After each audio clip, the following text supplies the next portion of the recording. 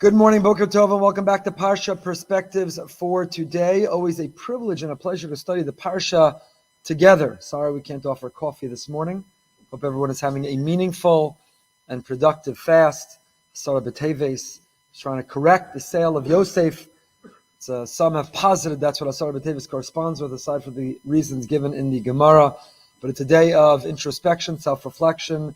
It's a day of repair, relationships. It's a day of improving ourselves. And no better way to do that than studying the Parsha. I want to thank our Parsha series sponsors, Becky and Avi Katz and family, loving memory of David Grossman, Liuli Nishmas, David Ben, Menachem Manash's, Neshama, Shanav, and Aliyah. We're so grateful to them for their generosity and their sponsorship. Parshas Vayechi, page 268 in the Art Scroll Stone Chumash. And with this, I don't know about you, it feels like it was just Simchas Torah. We just started Bereshis. I don't know how we're finishing the first book of Chumash, the first book of the Torah already. Where the time goes, well, we're having fun.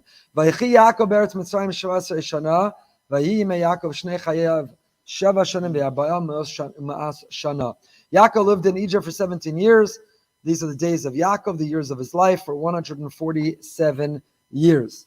Vayikbru yimei Yisrael amos, he understands and he appreciates that he's at the end of the days, and therefore he gathers his family around. There's a lot of literature on the notion, the importance of gathering our family and leaving not only a will, not only trying to avoid paying taxes, not only trying to ensure a smooth transfer of our assets, but more importantly, an ethical will, what we call a tzava'ah. And that's exactly what Yaakov Avinu does when he perceives that he's at the end of his life. He gathers his family not to talk about who gets which ring, which necklace, which mezuzah, who gets which item, this shas, who gets the talis, not to talk about who gets which item, which is not a bad idea also, if you'd like your family to get along even after you're gone. But it's a tzava, it's an ethical will. He's trying to communicate his core values, what's important, what drove his life, and the potential that he sees in each of them. The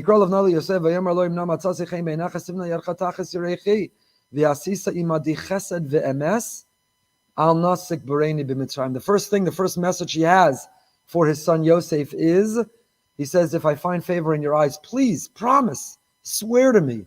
Whatever you do, don't leave me. Don't just tell me. You have to follow through. Do for me a chesed ve'emes. Do something that's both kind and just and righteous and true. And what is that thing? Al nasik bereini b'Mitzrayim. Do not bury me. Where? In Mitzrayim. Don't bury me in Mitzrayim. Rav Yerucham wonders. The great Rav Yerucham, the great mashgiach of the Meir. Rashi says, Simna Yadcha, place your hand, Tachas Yerechi, the only place of a mitzvah. There was no Sefer Torah. There was no Chumash to put your hand on and affirm. What was the only Dvar mitzvah, the only Chefta of a mitzvah that you could swear or affirm on was a Bris Milah. Sounds peculiar, bizarre to us, but it was very holy and noble. V'hishava, says Rashi, swear to me. Yaakov is making his son Yosef swear. But Tzarech Bir and Rav Yerucham wonders, I mean, isn't he embarrassing Yosef? 22 years of separation. Yosef didn't lose an iota of who he was. He's still Yosef. Ani Yosef. I'm not Safnas Paneach. The Egyptians know me by an Egyptian name, but that's not who I am. In my core, I've never deviated. I'm still that Yosef. I'm still the Yosef in the Beis Medrash of our father. And yet, L'chora is a Mevayesh as Yosef. Does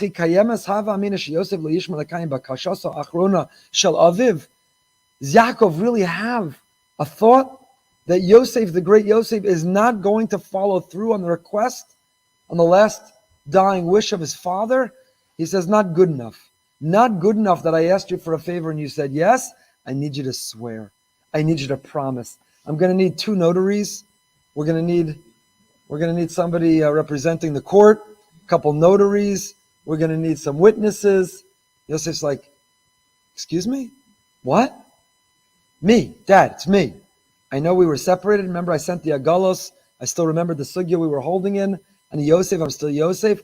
You don't trust me? You don't believe me? I have to swear. I have to affirm. Kiyotze B'davar, Rabbi Yerucham says we see a similar idea. When Avram sends Eliezer to look for a shidduch for Yitzchak, promise me you will not set up Yitzchak with one of the girls from Canaan. Promise me. Now I understand some of the Shadchanim today, after you pay the retainer, and after you sign the DocuSign, and after, okay, so now promise me, after the retainer and the DocuSign, that you're not going to set up with someone from this community. Promise me. But Eliezer is Avram's trusted, he's in charge of his whole house. He's in charge of everything. So he doesn't trust him, makes him swear. Yaakov is Esav lishchot lo kedei sheyuchal levarcho. Hisira v'tzivo sheyashchiz hakino heitev shilei achen nevelos. Gam sham tzarich bir mimanoshach. Why does not trust enough to be able to rely on his word? What's with the swearing? So Rabbi Yerucham in his Das Torah at the end of Bereshis, Vayechi says the following: Hasaras achilas dam yisir Torah bekam lavin. Torah tells us in several places you're not allowed to eat blood. One of the laws of kashrus, so you cannot consume blood. That's why we salt meat. That's why you have to roast the liver. You're not allowed to consume blood.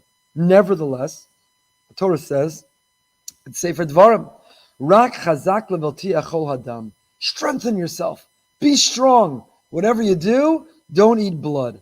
Sifri comes along and quotes Ben Azai, Omer lo ba'akasav elo lahasircha l'lamercha kama tatzarich l'schazik b'mitzvos.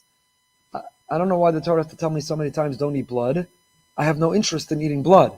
It's disgusting. It's repulsive.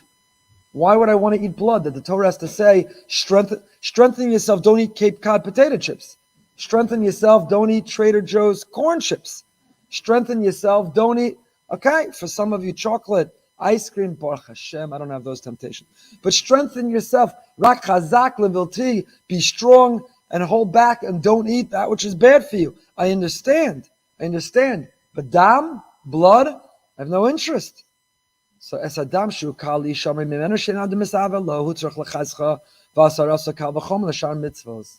Says Rashi there, if blood that you have no temptation, no desire, no interest to eat, the Torah nevertheless has to say, be strong, strengthen yourself, don't give in. Al achas kama v'kama kal v'chomer, all the more so, the things we have a drive and a temptation for. Rashi, tzeyu lamad matan scharin shel mitzvos, im adam shenafsho shel adam kotza mimenu, haporish menu zoche lo lebanim acharav, kal v'chomer legezel v'arayos, shenafsho shel adam mis'ava lahem. If something you have no desire for, nevertheless you get a great reward when you abstain from, all the more so when you overcome the drive, the temptation, the desire, the things you really want to do and nevertheless you don't do, all the more so the reward waiting for you. Says Rabbi Yerucham, so you see the Torah goes out of its way and says, don't rely on yourself. Blood, I'm repulsed by, I'm disgusted by. Yeah, okay, lovely. But still, you never know. That steak, it looks like it's so delicious. You're going to want that steak so badly. It's going to be roasted in such a barbecue, and so, black and blue. It's a fast day already at 9:30 in the morning. I'm talking so much about food. Black and blue, you know, that's the proper way to eat a steak. You know what black and blue is? Char on the outside and nice and rare on the inside. Black and blue.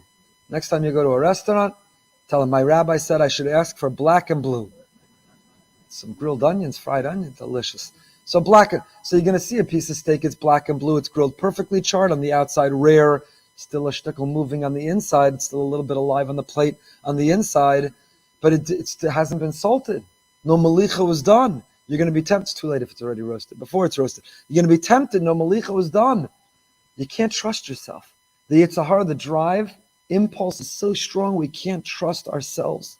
So mevinim heitev sha'avos hakedoshim lo samchu al atzmam. And you see from here that the great avos, the greater person is, they never trust themselves. They never trust themselves and they never trust the people around them. When something is so precious, when something is so critical, when something is so central and definitional, don't trust yourself and don't even trust the people around you. Anshuldik, I don't mean to insult you. No offense. It has nothing to do with you. I don't trust myself. I don't trust you. Torah says about several things. Ein apotropos la'arayas, for example. Torah says you can't be alone in a room with someone of the opposite gender to whom you're not related and you couldn't marry. You can't be alone. Why not? Hashem, you don't trust me? Hashem looks at you and he says, that's exactly right. I don't trust you. Because I invented and placed that drive in you, and something so important, so definitional, the striving and ambition for Kedusha, for sanctity, that's right. I don't trust you. Ein apotropos for arayas, ein apotropos for divrei momenos. We don't believe you should leave money sitting around with someone else there, even your own family members. Well, you don't trust them? That's right. You don't trust them. Some drive, some impulse is so strong, we don't trust. We don't trust. And therefore, Yaakov Avinu says to Yosef, it's no offense. There's nothing to do. I don't trust myself. I don't trust you. I desperately don't want to be buried here. I want for eternity to be buried in Eretz Yisrael. We'll talk about it in a moment. And therefore, Simna Yadcha Tachis Yirechi, swear to me. It's not insulting to you. It has nothing to do with you. These are the most important things in the world.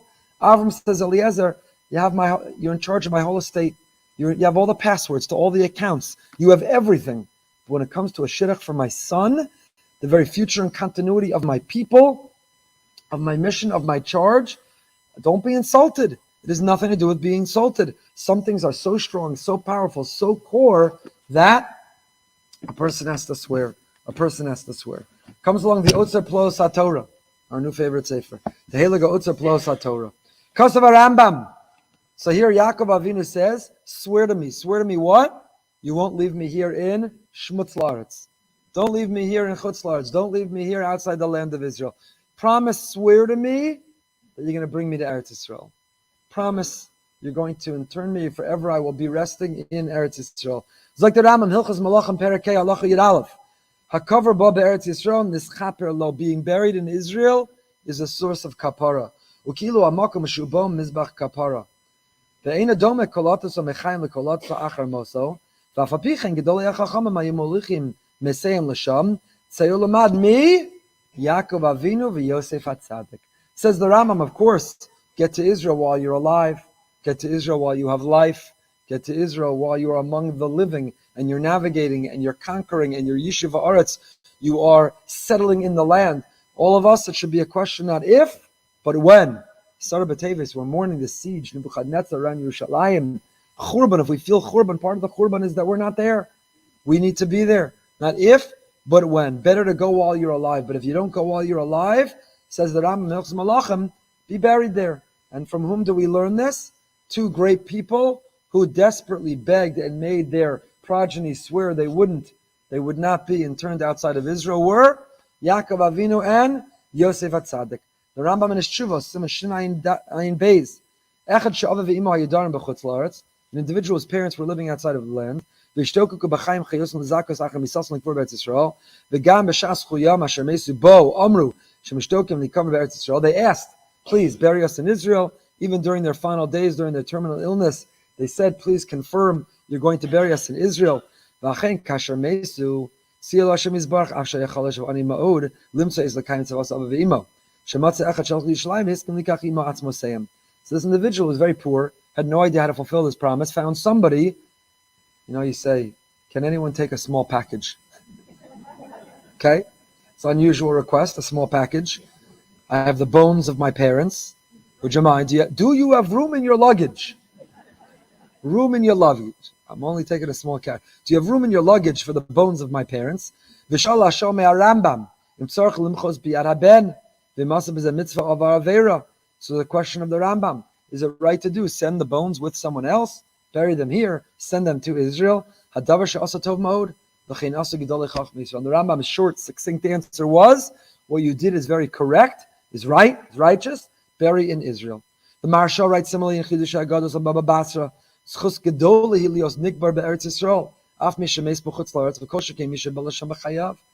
it's a big merit, it is a big source of atonement, to be buried in the land of Israel. Better to go alive. If you can't go, and if you don't go alive, at least go and be buried there. And we find many Ma'amari Chazal, he quotes here, from several places. In the Medrash, Brishus Rabbah, in several places. Sheichmir shlalavi meishe nifter b'chutz la'aretz yikav eretz Yisrael. V'yesh l'tma echtivu Yaakov Yosef shalusam. He says, but now we find some Ma'amari Chazal, the opposite, who died outside of Israel, and the Chachamim said, bury them where they are. Don't schlep them, don't delay, don't bury them in Israel.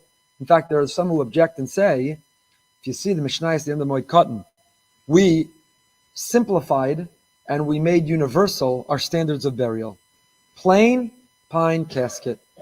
You could be the wealthiest Jew in the world. You could be worth billions of dollars. You could have the most ornate and ostentatious coffin. But we say, don't.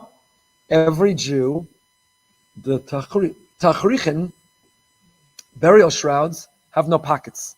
You know why they have no pockets? A man gets buried in his kittel. You wear your kittel Rosh Hashanah, Yom Kippur, Pesach Seder. You may have noticed the kittel has no pockets. Why does the kittel have no pockets? Why does the Tachrichin have no pockets? Because you can't take it with you.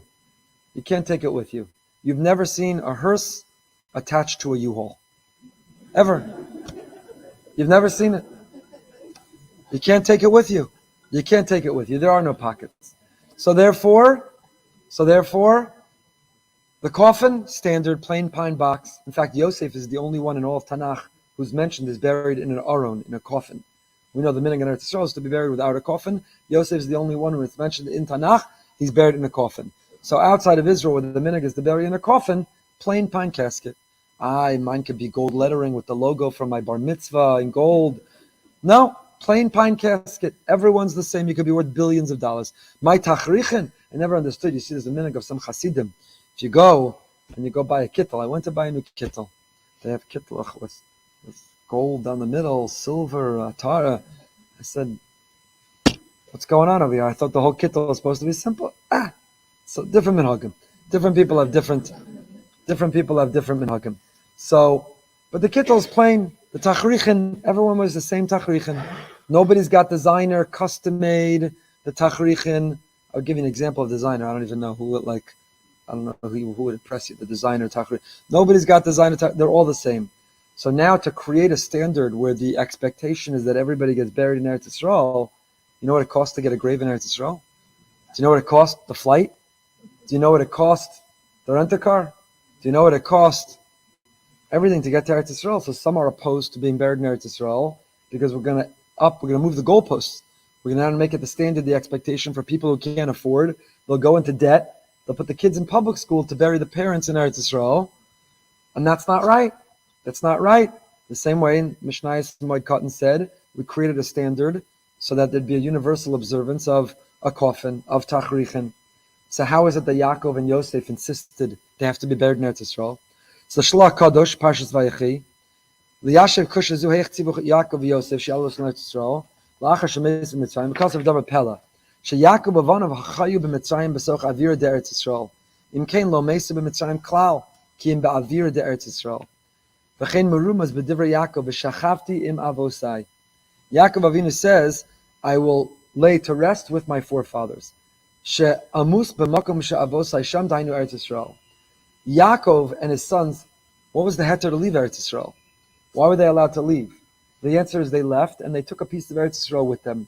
When they settled in Goshen, they created an embassy of Eretz Yisrael in Mitzrayim. It was an embassy of Eretz Yisrael in Mitzrayim.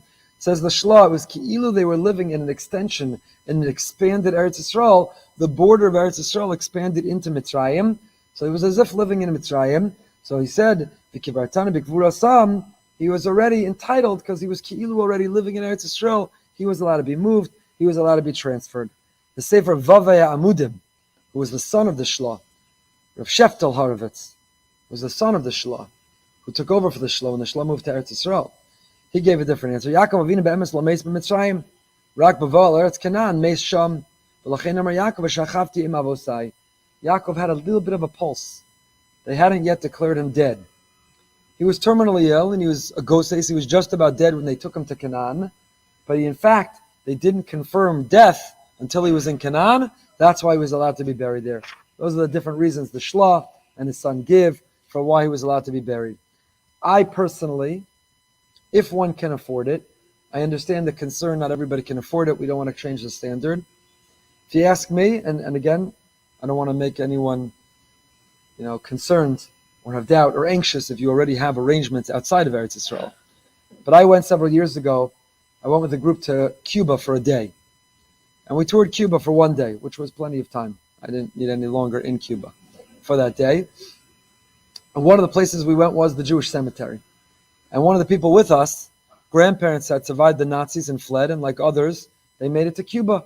And there was a thriving Jewish community in Cuba before the revolution. There was kailalim and yeshivas and seminaries for girls and shuls and kosher restaurants, a thriving Jewish community.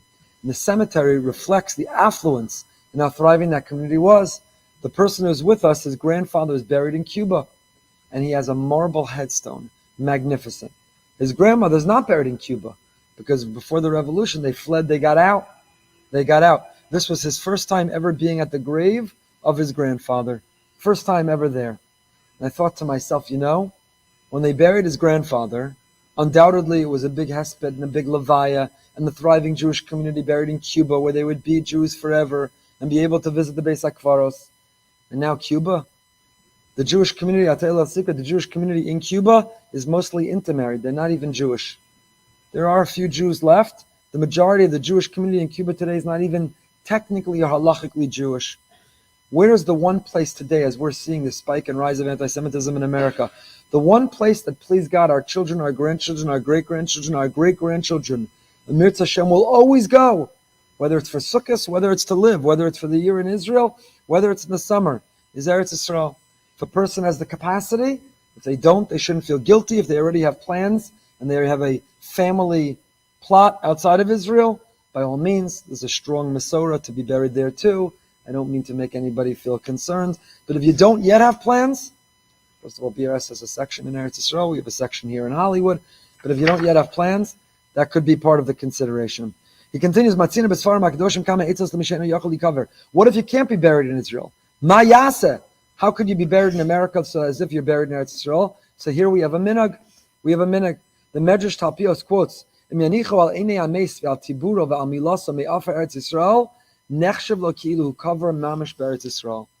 levaya I officiate, not in Eretz Yisrael, but here, we have a minhag. We take afar from harazesim. We take earth. One of the first funerals I did as the rabbi. This is where there are two types of retired rabbis. There are retired rabbis who are like a thorn in the side of the rabbi. There are retired rabbis who just want to catch the rabbi, who want to malshin the rabbi, who want to drive the rabbi crazy. And there are retired rabbis like Rabbi Simcha Friedman, alav shalom, who was a very, very special man and a dear friend and mentor to me. And one of the first, he was a beloved member here, Rabbi Simcha Friedman. Those members of BRS undoubtedly remember him. So one of the first funerals I did, I said at the end, we were lowering the casket. I said, now the minhag is that we place dirt from harazesim on top of the casket, and we bind. Afterwards, he pulled me aside. He said, Rabbi, it would sound a lot nicer if you refer to it as earth, not dirt. He didn't tell somebody else, the rabbi said dirt. He said so gently, so kindly, it sounds a lot nicer. Just think about something to consider. It sounds a lot nicer. Every single funeral since then, I say, well, now place earth from harazesim. Nobody wants to think that we're dumping dirt on their loved one. But we're placing earth from the holy Mount of Olives. Earth. So the minhag is, we have members of the Chevra Kadisha. We have an outstanding Chevra Kadisha who are busy every night with the Chesed Shel Emes, the Lashon of this week's Parsha. Do a Chesed and Emes with me.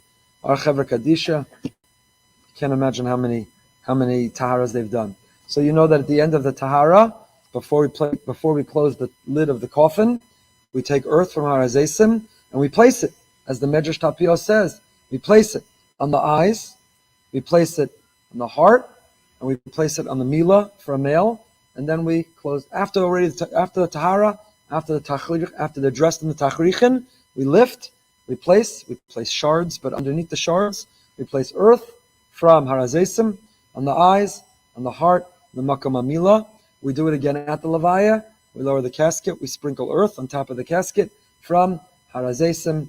From why it's nechshav ki'ilu cover mamash beretz Yisrael, because it creates a connection, a bond between the person and the land of Israel. Interesting. Chaim Pelaji has a practice. He says they used to bury along Sfas Hayam, and then it was nechshav ki'ilu nikvar beretz Yisrael. I don't know, today maybe it would be the airport, not the Sfas Hayam. The fastest way was ship. So if you buried along the seashore, you were already on your way. Today, maybe it's next to the airport. Would be the closest. Okay, so far we're at the first pasuk. Okay. Perak Memches, pasuk Beis. Yosef told your father is sick. He takes his two sons, as Menashe, as Efrem. Why does Yosef have to be told his father is sick? Why is he told his father is sick? He gets a call, your father is sick. Why does he get a call his father's sick? He never visits his father? He never goes. The home that Yaakov lived in, the assisted living facility, the nursing home, his brothers, wherever Yaakov's living, they have to call, the concierge service has to call Yosef. I think you should probably come visit your father. He's not doing well. Ooh, he's not doing well. He took a turn. Let me get my sons and go. He didn't see him every day, once a week. He didn't check in ever. Why not? Why not? So, listen to what he says. Otzar plus HaTorah. The Rosh in Maseches Kedushin brings a chumrah nifla'a in the midst of Kibbutz Av from the Maharami Rutenberg. The Maharami Rutenberg was the last of the Balei HaTosfos. The Maharami Rutenberg quotes, the Rosh quotes the Maharami, his Rebbe, the Maharami Rutenberg. Listen to this incredible comment. Shemiyom she'olu legedula lo yimekabel es pnei aviv, v'gam lo ratza sheyavo aviv elav. Maharami Rutenberg felt the following conflict. From the day that he ascended to greatness, that he had a position of distinction, he never wanted to see his father. Because of the following conflict. What would be? Does he honor his father? Or now, with his ascension to a prominent position, should his father honor him? What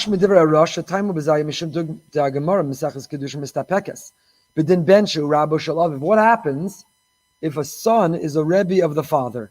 Does the son still have to stand for the father if the son is now the Rebbe of the father? And the Gemara leaves it as the Gemara doesn't draw a conclusion. The Gemara doesn't pass in halacha l'maisa. The Maharami Rutenberg, kibbut aveim is a din d'oraisa. It's a biblical law. The Maharami Rutenberg didn't want to enter into a case of doubt in a biblical law. Should he stand for his father, not stand for his father now that he's his father's Rebbe? Shemu tzarich lakum nei aviv nei shuchai bechvodo. Im kein einzem min aroy sheyakum aviv mitpanav. V'lachen lo hikva pnei aviv lo ratza shalav yavo elav. Do I stand for my father? Does my father stand for him? You know what's easier? Send him my regards. Some Peledik chumrah of the Maharami Rutenberg. Why is it Peledik? I would think, in order to avoid a halachic conundrum, you're not going to see your father ever again. I would think there's no bigger breach of kibbut aveim than that. What could disappoint a parent more than never seeing in order to avoid your... You thought you knew the chumrah of the week. It's the new chumrah of the week. Avoid your parent. Again, some don't want to spend Pesach with their parents, so now you have a good out. We can't spend Pesach together. It's a halachic chumrah. I don't know if I should stand for you. You should stand for me. Better we should be apart from Pesach. Chalila, chalila. So das zekenim b'alei tosos kosos Yosef lo yaragel Yosef etzel Yaakov aviv. Why am I mentioning this here? Why does the Otzar plus HaTorah bring this down here? Because the das zekenim b'alei tosos says that was Yosef's calculation. From when Yaakov came down, Yosef avoided Yaakov as much as possible. Why? He wasn't worried about, do I stand for my father? Does my father stand for me? Though that taka was a good question too. On the one hand, it's his father, kibbut aveim. On the other, it's the viceroy of Egypt. Got to show honor to a king. He had the same halachic conundrum, the same halachic dilemma, but he had another dilemma. You know what his dilemma was? If Yaakov and Yosef, they're enjoying a glass of wine, they finished, they're learning the chavrusa for the day, and they're enjoying some company, a cup of coffee. You think Yaakov's never going to say to Yosef, hey Yosef, you never did tell me. How'd you end up down here? It's never going to come up? 22 years. Yaakov was inconsolable. He refused to accept Yosef was dead. He's alerted, he's told, oh, Yosef Chai, he's still alive. Wow, let's go. He comes down. He didn't ask the brothers. He's never going to ask Yosef. You never did tell me. What happened? I got the coat, the special coat. I spent a lot of money on that coat, Yosef. I got it back covered in blood. What happened? Yosef was afraid. If he would tell his father, if his father would just read at his face and know that it was the brothers, his father might curse his brothers. Al-Kain miet lavakro. And therefore, he avoided seeing his father. That's what the Das Zaken and Balatosos. Yosef showed a superhuman allegiance and loyalty to his brothers. You know, if I was Yosef, you know what I'd do? Dad, let's hang out all the time. I'm a tzaddik that I didn't volunteer what happened. But he asked, what could I do? I would never tell him. I wouldn't initiate. I wouldn't volunteer it. But my father asked me, Kibbutz, what could I do? Yosef, with such loyalty and allegiance to his brothers, after an absence of 22 years, and desperate to make up for lost time, still avoids his father in order to protect his brothers. You can understand why at the end of our Parsha, it's even more painful that after Yaakov dies, the brothers have to say, don't kill you. Do you know what I've done? I've killed myself over you. And now you're worried I'm going to kill you. So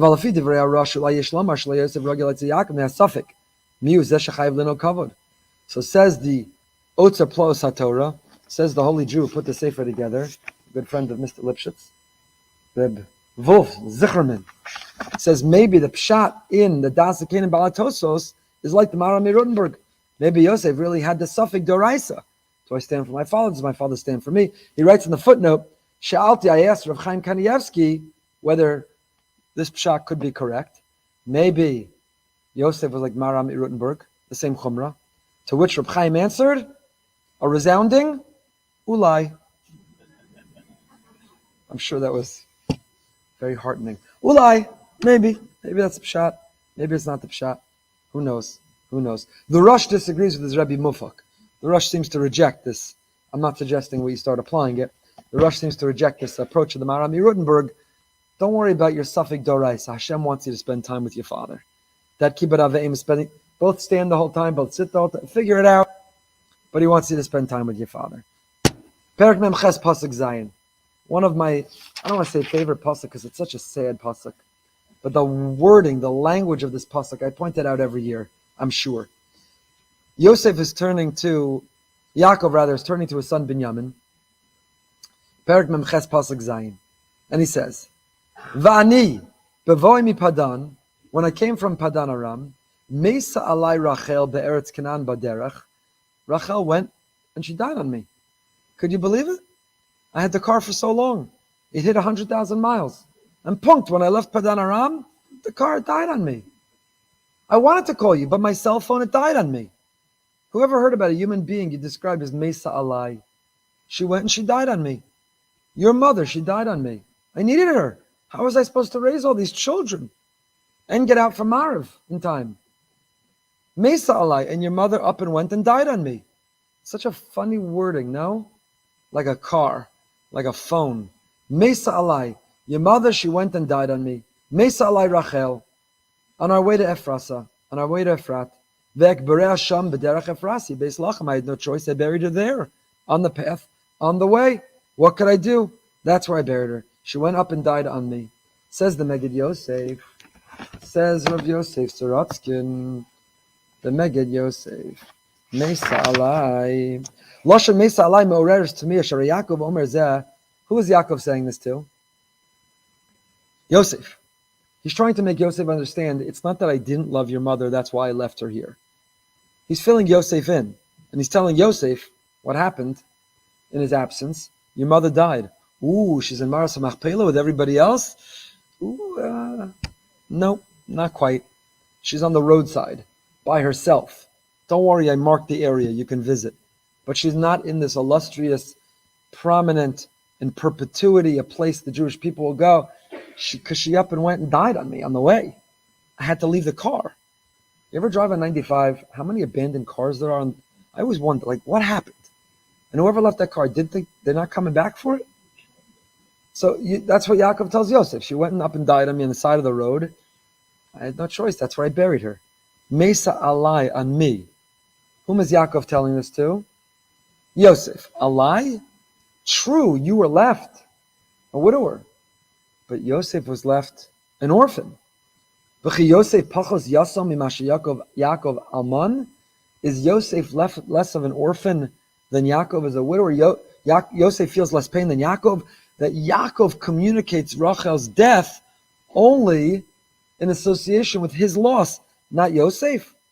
So the Gemara Sanhedrin Chav Beis Kava Mikra Zeb Amakar Leklal. The Gemara derives a principle from here, very painful principle. Some of you know it all too well. That Ein Isha Mesa ela labayla. Mesa alai. Yaakov says to Yosef, your mother died on me. I know you feel the pain of her loss, but you're married, you have children, you have a life, you have a future. She was my other half. She was my everything. Ein isha mesa ela labayla. Kipshuta ma'od ze metaris hatzar shala almon. Shu gadol mitzar shal shar krovim. Chazal here characterized of all the people who suffered that loss, and there are people who suffer a loss. Nebuch, maybe the person who died had parents who are still yet alive. They have a spouse, they have siblings, they have children, they have nieces, they have nephews. So many people suffered. But the greatest pain is felt, the most acute pain is felt, the most piercing, inconsolable pain is felt by the spouse. Everybody else was 1 plus 1. I was a child plus you were my parent. A sibling plus you were my sibling. A person plus you were my child. But for the spouse, I was a half and you made me whole.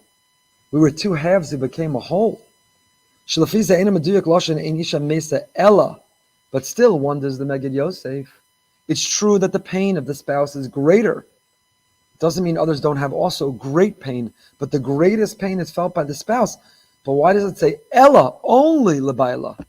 It should be Einisha Mesa, a spouse dies and is felt the most by the spouse. Why is the language of Chazal not the most, but Ella, only by the spouse? Shemora kol misasa ein El Labaila, l'shar kroveh ein shem tzar klal. V'chein t'mur b'Yosef shekana makar l'klal zeh, adayin yasher liYaakov shalosh nashim. And here he says, Taka. Where do we learn this whole rule from? Ein isha mesa el labayla. From whom do we learn it? From Yaakov. Yaakov didn't remarry. When Rachel died, he still had 3 wives. He's still plenty of laundry done, plenty of dinners made, plenty of shopping taken care of, plenty of the children being tended to. He had plenty still. Many men remarry quickly because they need to. They'd be lost. They'd be wearing dirty clothing, malnourished, lost, don't know how to get anywhere, never getting on they'd be finished.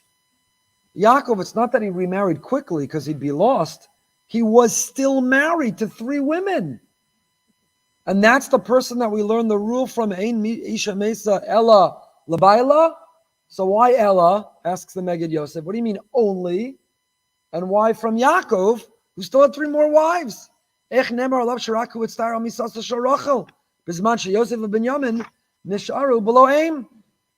Yosef you say, listen, Dad, I'm sure that was rough for you losing Mom, but you still have 3 wives. And Binyamin and I, we have no mother. So what do you mean? Mesa alai, what do you mean on me? Says the Megid Yosef. Nira de chazal lobo bezelim doras tzaram shakola avelim. Because of those questions, you see just how compelling our rabbis were trying to characterize what is the goal of a husband and wife, of a relationship, of a marriage. Person loses a parent, they remain your parent forever. You say Kaddish, you observe a Yerucham, you go visit the kever, they're always your parent. Person loses a brother, a sibling, they remain forever your sibling. So much so that the halacha of the Torah says, if a sibling died without a child, you have to do yibum. You have to continue their name. But you might think that the husband and wife relationship, it's now nullified, it's now done, it's finished, it's severed. How does a woman find freedom? What makes her eligible to marry again? The Mishnah in Kedushin says 2 things: get and misa sabal. Those 2 ways. When I was back in yeshiva, I'll never forget a Friday we were rallying in Manhattan. A man who refused to give his wife a get. Even back then we had agunas. Even back then we rallied. So we rallied on a Friday. Didn't have to take off time from learning. Outside this man's office, we had signs going up and down the sidewalk in Manhattan, and someone thought of a great jingle, a great thing that we would say. What was it? 2 ways a woman goes free, the person's name, so-and-so, which way is it going to be? Then we were told that's probably a bad idea. What are the 2 ways a woman goes free? Either give the get or the death of the husband. It's the story of Akiva Eger. Someone once went to see Rabbi Akiva Eger over the issue of giving a get. Rabbi Akiva Eger tried to persuade him, you have to give the get. Halachically, it's proper, it's time to give the get. And the man refused. He said, look, there's two ways that a woman is going to go free. It's a Mishnah and Kiddushin. So I'm just telling you, she'll either go free because you give the get, it's the right thing to do, let's do it right now. Or the Mishnah says, Misa Sabal. The man told off Rabbi Akiva Eger, swore he'd never give the get. He walked out of the office, he tripped on the stairs and died on the way down. It's the story of Rabbi Akiva Eger. He died on the way down the stairs. So, Kones Atzman beget of Misa Sabal. Two ways a woman goes free, by giving a get or the death of the husband. So all the other relationships are blood relationships. Parents, children, siblings, they're all blood relationships. A spouse is not a blood relationship. It's the only one that you could have divorced. You can't emancipate in halacha from your parents, from your siblings. It's a bond that is eternal. But a spouse, it is created and it can also be severed. In all the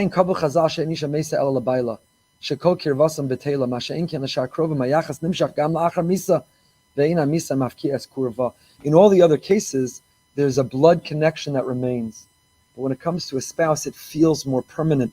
The sever, the break, feels that it runs deeper, and that's why the pain is the greatest. And that's why it's Ella. There's something about death when it comes to a spouse that is definitionally, categorically different than it is when it comes to every other relative, and that's why it says Ella.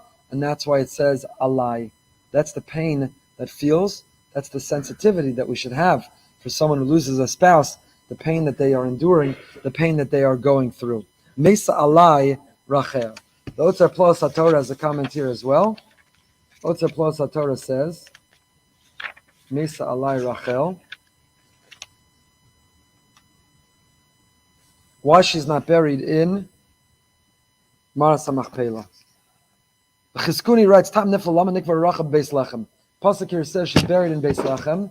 She's not buried in Maras HaMachpelah. Why isn't she buried in Maras HaMachpelah? So the Chizkuni says, Shemesa Rachel idekoshi leida shel Binyamin. Listen to the Chizkuni. Rachel died during childbirth. Ugenayu leisha yoleda shemesa laholicha lemerchuk lahashosa pen yislach lechu ha-Tachrichin min hadam. She died from hemorrhaging during childbirth. If you are a member of a Chevra Kadisha, you know that if somebody hemorrhages, they have bleeding that you can't stop. It runs the risk of soiling Tachrichin, and it is very demeaning for the mace, and we seek to preserve the honor of the mace. So says the Chizkuni, what Yaakov was telling Yosef is, your mother died during childbirth.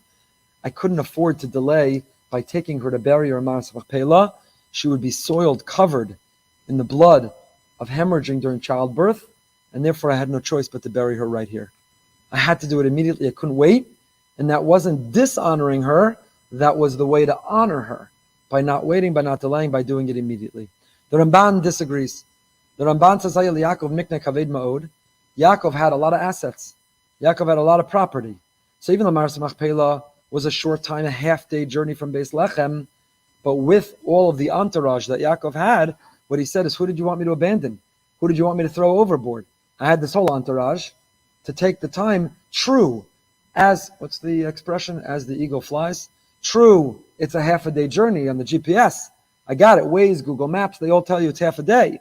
But they don't know the entourage I had that would slow us down. It would have taken a lot longer, and therefore I had no choice. I had to bury her right here. That's the Ramban. The Ramban says another explanation. Tam ze'ina ela divrei hisnatzlos hisnatzel Yaakov Yosef. Ikar atam shelo cover Yaakov Yerucham Maras Machpelah. She'Yaakov misbayish me'avosav al shenas shtei achayos. Lachin lo cover Rachel itzaleya b'Maras Machpelah. Yaakov was ashamed and embarrassed that he had violated the Torah by marrying two women. So in this world and at that time, he had a heter to be married to two sisters, to be married, but in perpetuity he wouldn't, and therefore he only buried one, Leah, there, and not Rachel. Okay, the Radvaz in a Tshuva Chelik Beisim and Tafresh Tadivav writes, Im yadata lama zachsa Leah likaver Marsa Machpelah v'Rachel beParshas Druchim tavin sod shtei achayos. If you knew the truth about why Leah merited to be buried in Marsa Machpelah, and why Rachel was buried on the side of the road, you would know the secret of these two sisters. And he leaves it very ambiguous, very enigmatic, very mysterious like that. If you knew the answer, then you would know the secret of these two sisters. I don't know the secret of the Radbaz. I'm not a mystic, although by now I look like I'm old enough to be studying Kabbalah, but I still feel young enough that I can't. But perhaps what he means is the following, and I've shared this with you before. It's a very, very powerful image and a very powerful idea. When Rachel is buried on the side of the road, what's the significance? What do we know from Chazal? What do we know from the Navi? And what do we sing? One of the most beautiful songs.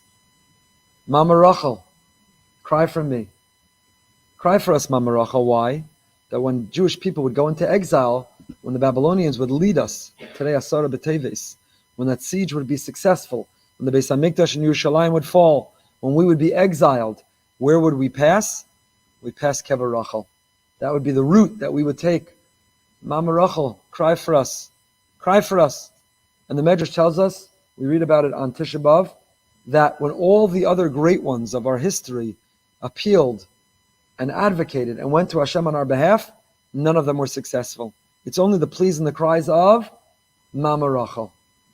Rachel Imenu, she suffered so long. All she wanted was to be a mother. Rachel, she was the love of Yaakov, the apple of his eye. She was Yaakov's love. They had a raging, mad love. They were absolutely in love. And that meant the world to Rachel. But still, you know what she wanted? All she wanted was, I just want to be a mother. Leah, she's popping out kids like no tomorrow. She's popping out kids like nobody's business. She says, it's nice that I keep popping out kids. I'm the Fertile Crescent. But all I want is a little of Yaakov's attention. I just want to be Yaakov's wife. He's always running to my sister. He loves my sister. I see the way he looks at my sister. I just want to be Yaakov's wife. And what do each of them get in perpetuity? In this lifetime, Rachel had to wait and be patient and struggle to be a mother. In this lifetime, Leah struggled, feeling she's second fiddle to her sister Rachel as Yaakov's wife. But what do they get forever in perpetuity? Leah is forever buried right next to Yaakov. In Maras HaMachpelah, she and she alone. And Rachel forever is known as Mama Rachel. Rachel Imenu. Rachel Imenu. Maybe that's the sod of these two achayos, the secret of these two sisters.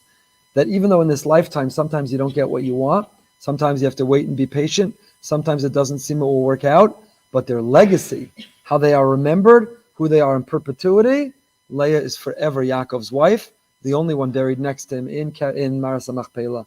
And Rachel, though she's on the side of the road, is forever, she's Mama Rachel. That's how we think of her. That is her name. Chaim Shmuelevitz has another idea. Rashi here on this pasuk, Vani b'void mi Padan. When I was coming from Padan Alam, Mesal, your mother, she went up and died on me, and I buried her right here. And now Yaakov feels he has to explain to Yosef. Says Rashi, why does Yaakov feel he needs to explain to Yosef? Your mother, I left her right here where she dropped dead. That's where I buried her. Me, I just made you promise me that what? You're going to buy a ticket. You probably need business class. You're going to need to go on the airline. Last minute, by the way, if you don't know this, never tell the airline. Everyone mistakenly thinks that airlines have a special bereavement fee. You know what their bereavement fee is? Double the normal fee. Because they know that you really need to go. You don't have a choice of which day to go. I don't mean to rank on all the airlines. Some work better with you than others. But there's no such thing. It's one of the great myths of a bereavement fee. So Yaakov says, I know what you're thinking, Yosef. Me, I just made you promise you're going to bury me in Israel no matter what it's going to cost. While your mother, exactly where she dropped dead, I took a shovel, I dug a hole, I put her right there. So you're probably wondering, how can I mistreat your mother and demand such honor from you? So let me tell you how. It's not what I did to your mother. She died right there. Don't think it was raining and I was lazy. I'd get all wet. I'd get covered in mud. I just didn't want to because it was bad weather. Don't think that's the reason because it was the dry season. That's not the reason. You know why I buried her right there? Dalacha shalpi adibur kvarti Hashem. No, it's because the bas kol went out and Hashem said, bury her there. So Chaim Shmuelevitz wonders, the great Sichos Musar. Chaim Shmuelevitz, the great Shishiva of the Meir. He says, Yaakov Avinu is explaining to Yosef, Onos alpi adibur. I couldn't. I wanted to. I couldn't. He said I can't. I would have given anything. I would have done anything to take her to Eretz Yisrael, to put her in Maras Machpelah next to me. But Amanos Al Pi Adibur, Hashem said, no, this is the place right here. So why do you have to offer the rest of the explanations? I know you think maybe it's raining. No, it was dry. You think it was a long shlet. No, I could have gotten it there. I know you think all these other reasons.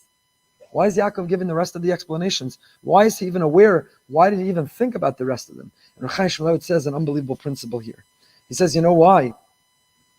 It's because when Yaakov first heard the Bas Kol say, bury her right here, he said to himself, is that really Hashem's will? Or do I want it to be Hashem's will because it's the easy way out? Because it'd be so much more convenient. Because Taka, it would be a schlep.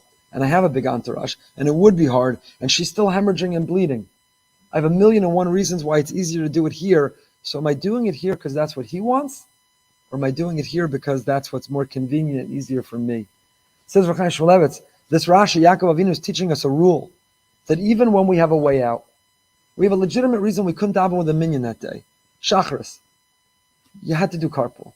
Somebody needed a favor, you were osig b'mitzvah, you couldn't make it to Shachris. You had a sniffle, a cold, everybody's been shrying. Don't come to shul if you even think you don't feel well. You look like somebody who doesn't feel well, don't come to shul. You have a legitimate reason not to come. But you should stop yourself and say, am I not coming because I have the legitimate reason? Or did I rush to conclude I have a legitimate reason because it's so much more convenient to not come? Says Shmuelevitz, Yaakov was double checking that Anas Al Pi Adibur, it was Dafka Al Pi Adibur, that it was really the will of Hashem and not only his own will that was getting him. Vayechi Yosef. Now we turn to these brachas. Perek Mem Ches Pasuk Tezvav. We're going to try to squeeze in a lot in the last 10 minutes. Vayechi Yosef Vayomar. Ha'elokim asher salchu avosai. Yaakov gives these brachas. Yosef's children, all the shvatim, are they really brachas? Some of them seem like a very harsh rebuke. Such brachas who needs? But we'll see in a moment. So the pasuk tells us Vayechi Yosef. Wonders of Sternbuch. Tuvtam V'das. Listen to this Rav Sternbuch. If you came for nothing else today, this Rav Sternbuch, ooh wah. What a Rav Sternbuch. The shmak. Listen to Rav Sternbuch. Tamua! Hari lo matzinu b'mikra baracha shebirachas Yosef. The Sforno makes a comment about this. Look at the Torah. Torah records, Torah testifies, and now Yaakov blessed Yosef. And then it goes on, and he blesses Efrem and Menashe. He never comes back to giving a bracha to Yosef. What happened? How could you say Vayevarach is Yosef Vayomar? He blessed Yosef and he said, where's the bracha to Yosef? V'nira levaer, says Rav Sternbuch Shlita, listen to this. She'ikor habracha la'adam, lizkos liros banav holchem b'darko. Demisha banav holchem b'derach Hashem, eino meis la'olam. Torah says, Vayevarach es Yosef. Yaakov gave Yosef a bracha. And what was the bracha? Yaakov then gives the bracha to Menashe and Ephraim. The greatest bracha for a parent is to have children and grandchildren on the derech. To have children and grandchildren who are living rich, passionate, proud, practicing Jewish lives. That's the biggest bracha for a parent. Because the Tachrichin don't have pockets. Because you can't attach a U-Haul to a hearse. So what are you going to take with you? All the things you accumulated and amassed? Your big portfolio? Your real estate holdings? Your stocks? What are you going to take with you? All your silver? All your diamonds? You can't take any of that with you. You know what you can take with you? The merit of being a link in a chain and leaving children and grandchildren who will continue a life of Torah and mitzvahs. What a bracha. Is there a bigger bracha in the world? Many people don't appreciate what a bracha that is. You know when you know it's a bracha? When you can feel the klala of being concerned about children or a child or grandchildren who are struggling to find their way. We spoke on Shabbos, Al Tirgezu Badarach, there are many legitimate paths. There's not one way. Yaakov had 12 children. One was Ashkenazi, one was Sephardi, one was Litvish, one was Hasidish, one was Viznich, Baba, Bells. They were all kinds. They were on different drachim. One wore kippas riga, one wore a strama, one wore a black hat, one wore... And Yaakov Avinu said, I love them all. I got a lot of minyanim to cover on a Shabbos morning, but I love them all. We're one family. But then there's also the, not on any of those drachim, trying to find their derech. That's very painful. So what's the biggest bracha? Rav Sternbuch referencing the Sforno here. Vayevarach es Yosef. What do you mean to give a bracha to Yosef? Where's the bracha to Yosef? Find it in the text. It's not there. It is there. The bracha to Yosef's children, that's the biggest bracha to Yosef. Says Rav Sternbuch, I found this explicit in the Zohar. Vayevarchis Yosef del Eshkechan hacha bracha de baruch Yosef el lebanoi ilav noi vayevarchim miboylei ma vayevarich v'lo Eshkechan des baruch Yosef Rabbi Yosef as daika dechsev as Yosef berchasa de banoi hava v'kad is barchan banoi iyu mizbarich de berchasa de banoi varnash berchasa ihi shadorish miriboy shal Yosef shenizbarich b'mashabanav kiblu bracha ein lecha bracha k'mozu sheyizke lebanon v'yizbarchu. The biggest bracha you can have is to have children, and to have children who stay on the path. That is the bracha. Vayevarach is Yosef. The bracha to Yosef was the brachas to Menashe and Ephraim. Never take it for granted. It's the biggest bracha that we could have. Okay, what should we do? Becharbi bekash to Perek Memches Pasuk Chav Beis. Memches Chav Beis. Now, Yaakov gives these brachos. We don't have time to get into it, but all of them, Mefarshim point out, these brachos are incredibly harsh rebuke. Shimon and Levi, you're impetuous. You're given to your impulse. You almost got us all killed when you took on Shechem. Yeah, I'm waiting for the bracha, Dad. Where's the bracha? For Gezunt and Parnasa, I should marry off my children. No, I'm telling you that you're impulsive and you're impetuous and you almost got us all killed. And they all point out, you know what the biggest bracha you could give your children? This Parsha is a huge lesson in parenting. Don't be a helicopter parent. Don't be a bulldozer parent. There used to be helicopter parents. Rabbi Kamenetsky spoke last Shabbos. Helicopter parents would come in and rescue their children. No child should ever have to rescue themselves. No child should ever have to have a skim knee. No child should ever have a bad grade. No child should ever get eliminated from the playoffs of their flag football. Parents come in helicopter. But now, there's not helicopter parents. They have what they call snowblower, bulldozer. Up north, they call them snowblower parents. Well, we don't know what that means. We call them bulldozer parents. You know what the bulldozer parents do? They bulldoze all the obstacles from in front of the child. Chalila, they should never have to face an obstacle. They took away the SATs. You know why they took away the SATs?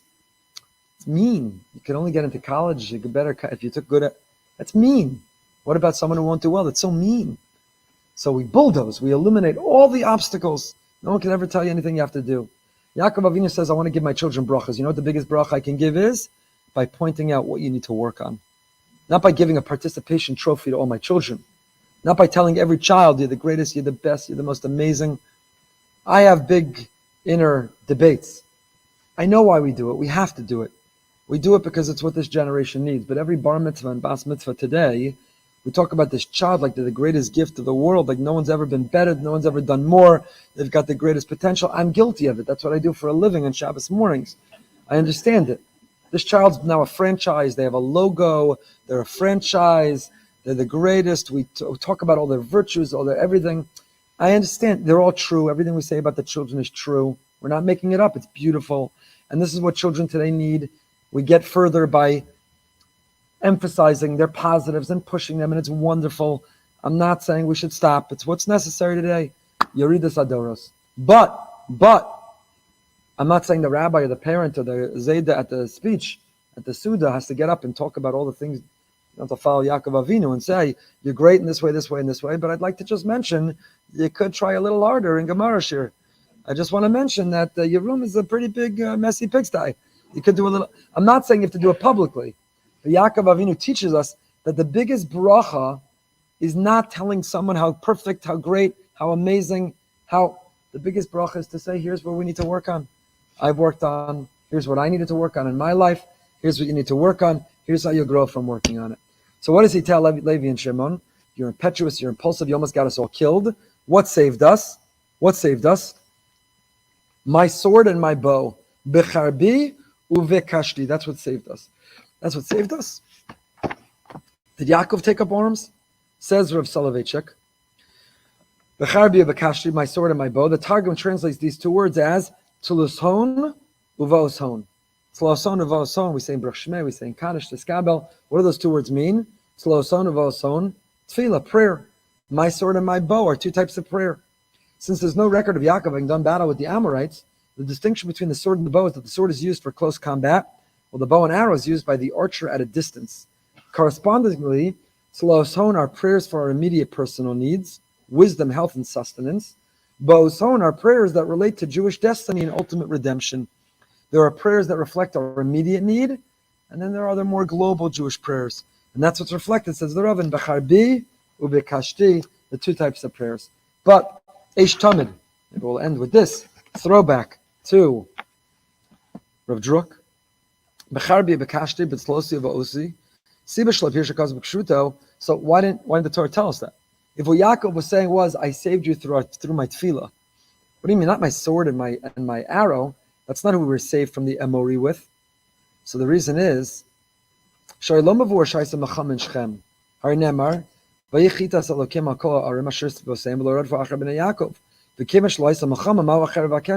there was no war with Shechem. Levi and Shimon successfully wiped them out under the ruse of you need a bris if you're going to marry our sister. Everyone needs to get a bris. And then they wiped him out. There was no war. Yaakov and Kashti. True, Levi and Shimon used the sword to go eliminate all the people of Shechem. However, why does it say my sword and my bow? So it must be Yaakov was not talking about actual war, and he was not referring to actual weapons. What was he talking about? Tefillah, prayer.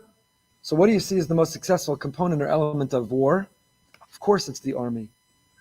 In Israel, we have awe. We should daven every day for our soldiers, our courageous, heroic soldiers who are protecting not only our brothers and sisters in Israel, but Jews around the world. Of course it's our army. And of course it's the military. Of course it's the weapons. But what is the real success of war? It's tefillah, it's davening.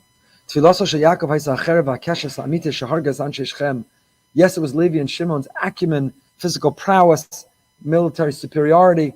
But says Yaakov, make no mistakes. You know why we were successful? Becharbi ubekashti. Because of my sword and my shield and my bow. Bear with me one more minute. You save time on breakfast and lunch today, so we have 2 more minutes. He quotes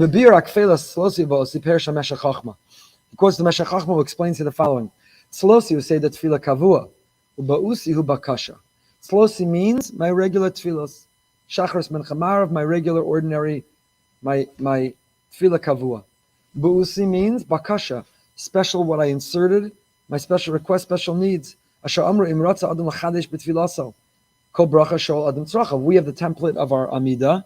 We have what we say as part of the script, and then we have what we insert into each bracha. Refeinu, the people are davening so hard, they should have a refuah shleima. Baruch Aleinu, we should have a parnasa. Slach lanu, Hashem, forgive me, I've made mistakes. Yerushalayim, on this day of Asar B'Teves, we want redemption. B'nei anaf gemina ki seder tefillah zu avodah kvuah in kavanat ma'kevas. M'kiven liba ba'avasagi, b'kavaram u'etasagi. Lochem b'chiddush. So that which we say is part of the template script, even if I'm not paying attention, it works. But what I introduce, what's new, what I author, it has to be authentic. I have to be paying attention. Kavana yisera. You know, a sword on its own, you don't have to be paying attention. The sharp sword, it pierces on its own. Shabarzal, a sharp sword, metal that has a point, it pierces, it can kill.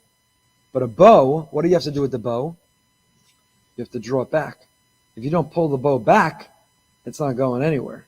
The bow, you have to pay attention, you have to be mindful, you have to be, so that's what the Meshech Chochmah says. Becharbi ubekashti. Tzlusi uveusi. Becharbi with the sword, that's like the ordinary script, the template of tefillah. You just have to say it and it works. But bekashti, the part of tefillah which is like a bow, you have to be mindful, conscious, paying attention, has to be authentic. You have to pull back. And by the way, it's a beautiful kutzker. You know what else about the bow? The closer you pull it back to you, the more you put on it, the further it goes. With tefillah too. The closer you pull it towards you, the more it represents you, authentic you, the further it goes. The Kutzker says, a little bonus, Kutzker says that when it comes to, it says about children, children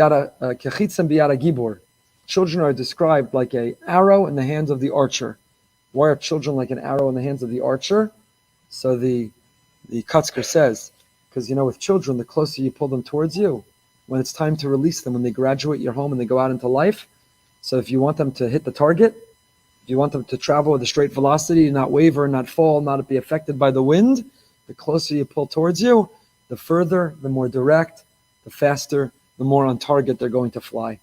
So that's B'charbi Ubekashti, says the Meshech Chochmah, Tzlusi Uveusi. But one more, the Griz, the Brisker Rav. Chilik ben Cherev lekeshes. Cherev ba'atzmo davar shechotev v'horeg. keshes, but the bow, the arrows are sharp, but they have no koach on their own.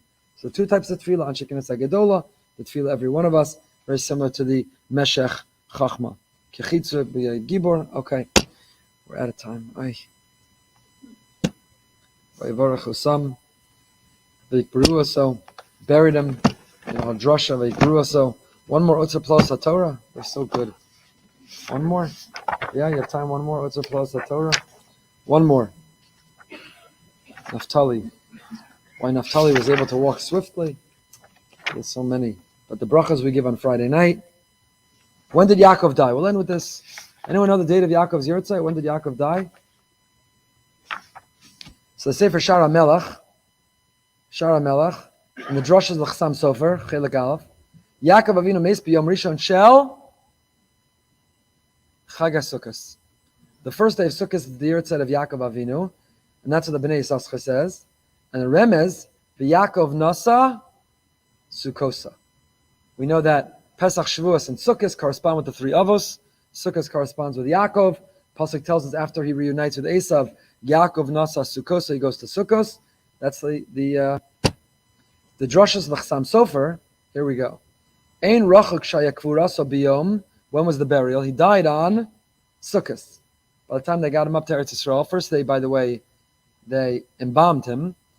You have to understand, I thought embalming Zasar, how did they embalm him? They kept him in Mitzrayim before they took him up and buried him, maybe even reburied him. What was the date of his interment? When was he buried? Says the Chasam Sofer, Asara B'Teves. Today is the anniversary of the Kvura of Yaakov Avinu. He was died on Sukkot. He was buried on Asara B'Teves. Quotes many, many other sources here. Some say it was Pesach. Some say it was Chanukah. He has many, many sources. A classic Otzar plus HaTorah here about all the different times. What is the real Yahrzeit? What is the real anniversary of the day of death and burial? Having meaningful and an easy rest of the fast. And Amir Tashem. See you tomorrow morning for 10 minutes Mesilas Yesharim. Living with Emunah.